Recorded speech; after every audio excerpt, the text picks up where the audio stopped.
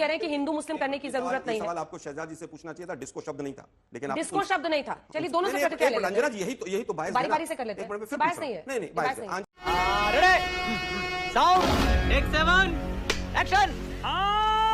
आलोक शर्मा जी सबका जवाब दीजिए। वो कह रहे हैं लकड़बग्गों का झुंड है, शेर नहीं है। ठीक है, लकड़बग्गों का झुंड है, शेर नहीं है। सबको संभालना बहुत मुश्किल है। और लगातार कुमारी शैलजा बोलती रही हैं कि सीएम पद पर उनकी दावेदारी है, लेकिन हाँ, राहुल गांधी जी ने दोनों का हाथ मंच पर पकड़ा और वो कह रहे हैं कि सबको साथ मिलाकर लड़ रहे हैं। देखिए, सबसे पहले तो सभी का धन्यवाद कि मोदी जी भी और तमाम बीजेपी के लीडर्स मान रहे हैं कि कांग्रेस की सरकार आ रही है। Emotional damn it. अब बात आती है कि जो 4 मिनट का अभी वक्तव्य आज तक पर दर्शकों ने सुना, उसमें आप आम आदमी पार्टी का ऐसा हो गया, इनके अंदर फूट है, शैलजा ऐसा है, फिर वो हिंदू मुस्लिम है, फलाने ने ऐसा बोल दिया है, इसलिए हमें वोट दे दो, ये भाजपा के वक्तव्य हैं।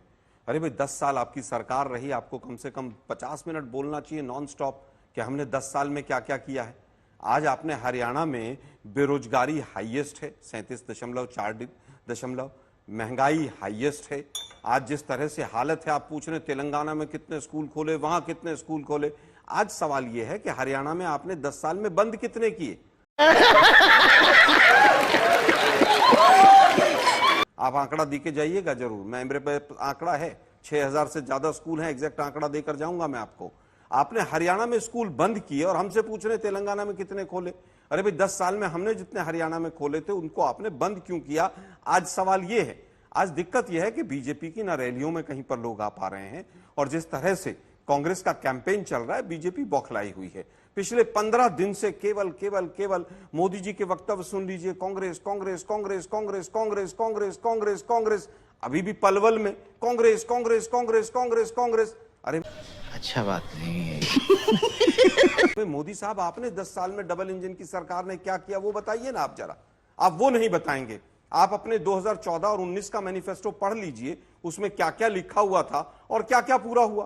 क्या आपने महंगाई की बात नहीं की थी, बेरोजगारी की बात नहीं की थी, आपने अग्निवीर से क्या हुआ, डंकी से क्या हुआ। अभी राहुल गांधी जी ने कहा कि ड्रग्स इतना बड़ा इश्यू हो गया है, मोदी जी एक शब्द नहीं बोलेंगे, क्योंकि वो किस पोर्ट से पकड़ा जाता है और क्या है वो तो भगवान जाने किस दिशा में देश जा रहा है। लेकिन आप मुद्दों की बात नहीं करेंगे। हरियाणा की जनता आज कह रही है जवान, किसान, महिला, संविधान। आप संविधान की बात नहीं करेंगे। कांग्रेस ने बाबा साहब के अंबेडकर के संविधान को लागू नहीं किया, 3 तलाक नहीं हुआ। संविधान में कहीं लिखा था 3 तलाक होगा या नहीं होगा? अब ऐसे तो नहीं होता है। देश के प्रधानमंत्री आप हिंदू मुस्लिम करने के लिए कुछ भी बोल देंगे, मतलब संविधान को भी 3 तलाक से जोड़ दिया। मैं फिर कहूंगा कि आप आज भी अंतिम वक्तव्य में हिंदू मुसलमान पर आ गए। दूध हो, पानी हो, दही हो, हरियाणा तो दूध दही का खाने वाला प्रदेश था। इस पर जीएसटी किसने लगाया? ट्रैक्टर पर जीएसटी किसने लगाया? एमएसपी की गारंटी कौन नहीं दे रहा है? आज किस तरह से तमाम किसानों को जिस तरह से पीटा गया पूरे आंदोलन में, वो क्या था? आप मुद्दों की बात कीजिए ना, कि किसानों के लिए हमने ये किया। आपके 2019 के मैनिफेस्टो में था किसानों के वेलफेयर के लिए एक अथॉरिटी बनाएंगे। वो अथॉरिटी कहां है, उसका एड्रेस देकर जाइएगा।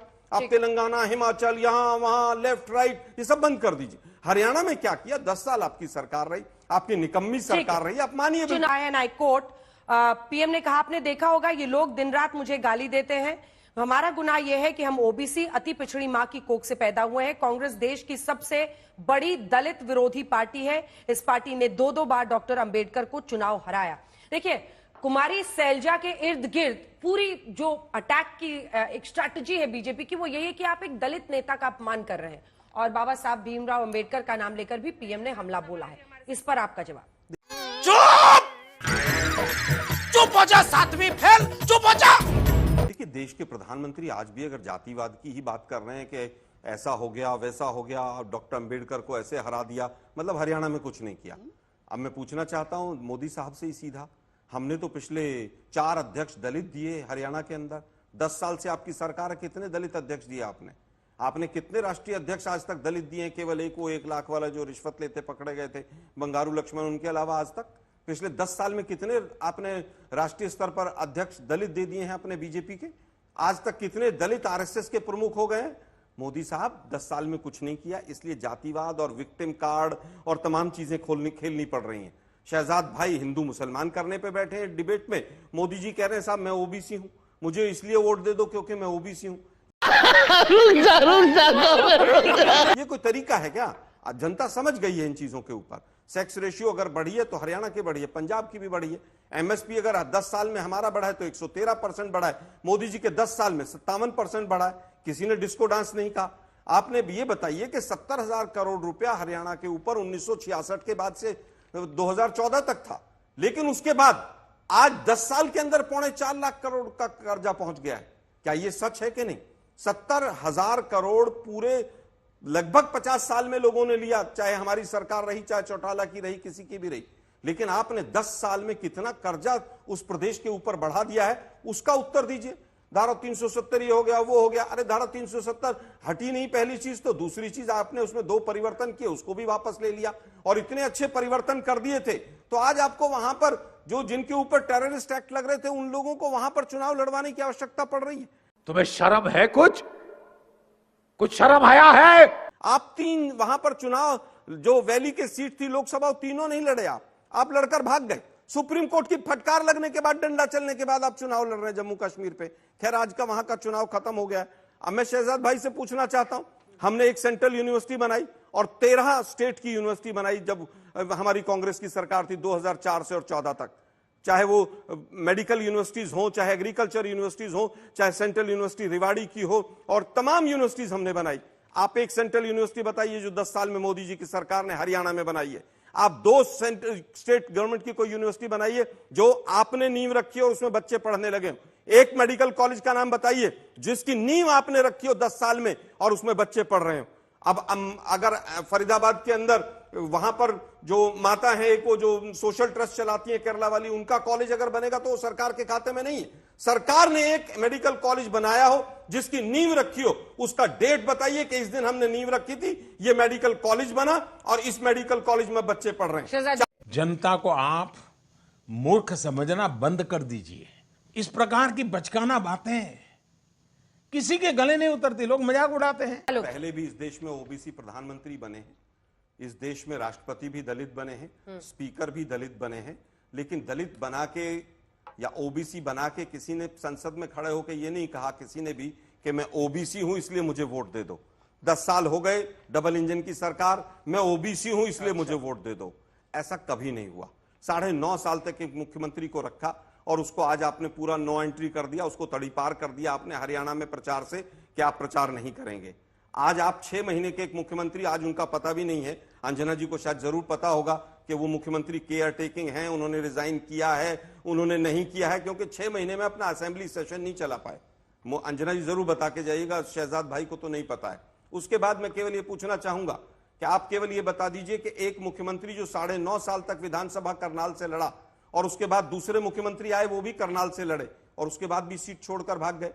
आज हालत यह है कि बीजेपी की हालत इतनी पतली है हरियाणा में कि शायद दहाई का आंकड़ा भी ना छू पाए ये लोग।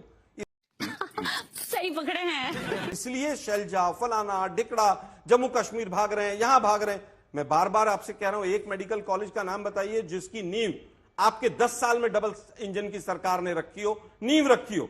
मेडिकल कॉलेज बना दिया हो, डिस्ट्रिक्ट हॉस्पिटल को कन्वर्ट कर दिया हो, वो नहीं पूछ रहा मैं, वो सब हमारे बनाए हुए हैं कि हमने ये जमीन एक्वायर की, इसमें मेडिकल कॉलेज बनाया और इसमें बच्चे पढ़ रहे हैं, वो नहीं बता पाएंगे। आईआईटी के कैंपस का एड्रेस फिर पूछ रहा हूं मैं कि जिसमें बच्चे पढ़ने लगे हो। एनआईटी भी मिला मुझे, ट्रिपल आईटी भी मिला, और कैंपस एक बना देना किसी बिल्डिंग में और वहां पर क्लासेस कर देना, वो आईआईटी नहीं है। सारा कंट्रोल यही दिल्ली आईआईटी के पास है। वाह मोदी जी, वाह वाह। उसके बाद मैं फिर कहूंगा कि आपने कितने स्कूल बंद किए उसकी संख्या बता दीजिए। आप केवल यह बताइए मुझे कि आज अगर इतना कुछ किया था तो सरकार के ऊपर, हरियाणा के ऊपर कर्जा 5 गुना कैसे हो गया? ठीक है। आज बेरोजगारी दर हरियाणा में हाईएस्ट क्यों है?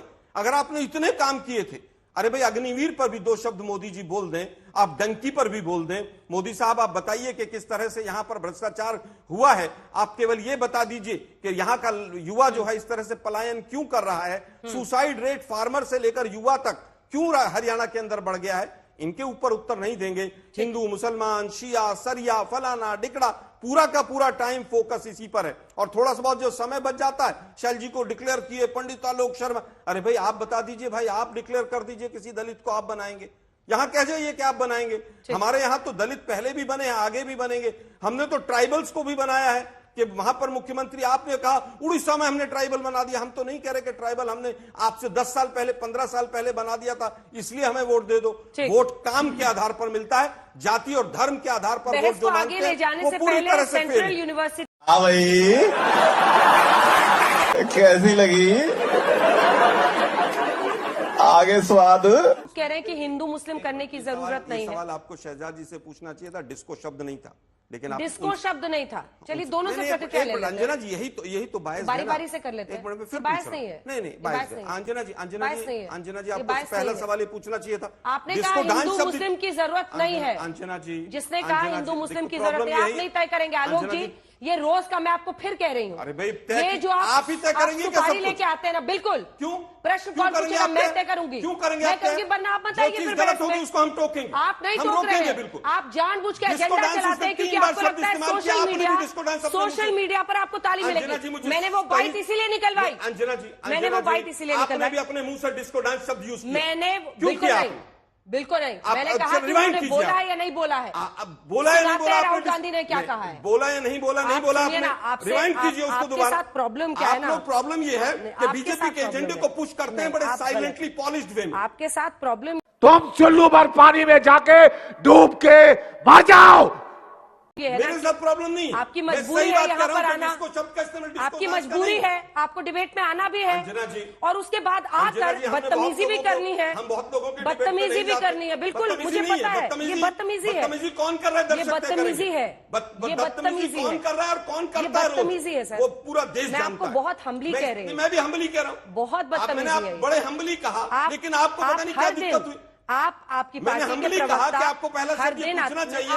आप मुझे नहीं बताएंगे ना। क्यों नहीं बताऊंगा? क्यों नहीं बताऊंगा मैं आपका? क्योंकि आप बायस्ड हैं। आप एक पार्टी के प्रवक्ता हैं।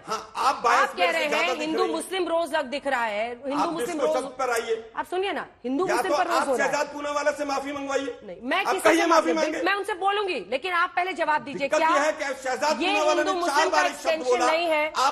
आपने भी उसको रिपीट किया जान रही ताकि वो लोगों में पूरी तरह से मीडिया के माध्यम से बैठ। अच्छा 36 हो गए ना, 36 के बाद आपका ये काम रहता है एजेंडे पे आकर बहस करना, मीडिया पर अटैक करना, मुझ पर पर्सनल एक्यूजेशन लगाना। राहुल गांधी की छवि को खराब करने में बीजेपी और मीडिया का बहुत बड़ा रोल रहा है। Strategy emotional damage. और उसका पूरी तरह से अभी एक बाकी मीडिया पर जाकर तो बोलने की हिम्मत है नहीं आपको।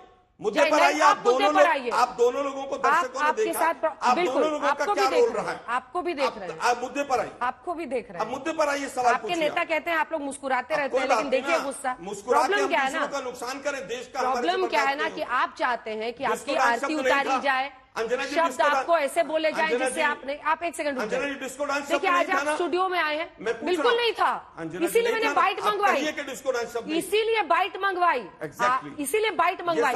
आपके दिमाग में दरअसल इतने कीड़े घूम रहे हैं ना शब्द वाले की छवि को खराब करते। सुनेंगे सबको चुप। मुझे वो बाइट सुनाना था, मुझे वो बाइट सुनाना था, मुझे बाइट सुनाना था, इसीलिए उनकी बाइट मंगवाई कि उसमें ये शब्द नहीं था। लेकिन आपके साथ क्या है, क्योंकि आपको अभी ताली मिलेगी। आपके एक दो नेता वाह आलोक शर्मा क्या तुमने धोया, क्या ये तालियों के लिए गलत है। बिल्कुल कौन एंकर कितनी तालियों के लिए काम करता है? मैं मुंह नहीं खोलना चाहता। नहीं ले मुद्दे पर आइए, क्योंकि आप मेरे शो में मुद्दे पर आइए। और दूसरों के बारे में आपको बोलना है तो मैं फिर कहूंगा, मैं दूसरों की बात नहीं कह रहा हूँ, मत कीजिए। मैं आपकी भी बहुत कह सकता हूँ, लेकिन मैं नहीं कहूंगा। शुरू कीजिए, इसीलिए अगर आए हैं तो आप। बिल्कुल नहीं कहूंगा मैं, मेरा वो नेचर नहीं।